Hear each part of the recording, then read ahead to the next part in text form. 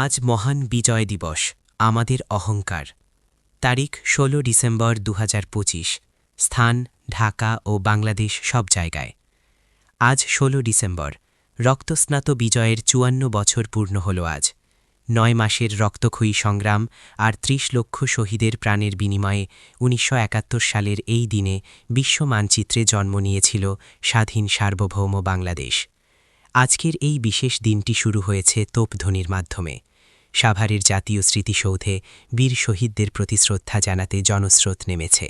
শুধু ঢাকা নয়, টেকনাফ থেকে তেঁতুলিয়া, সারা দেশ আজ লাল সবুজের পতাকায় সেজেছে।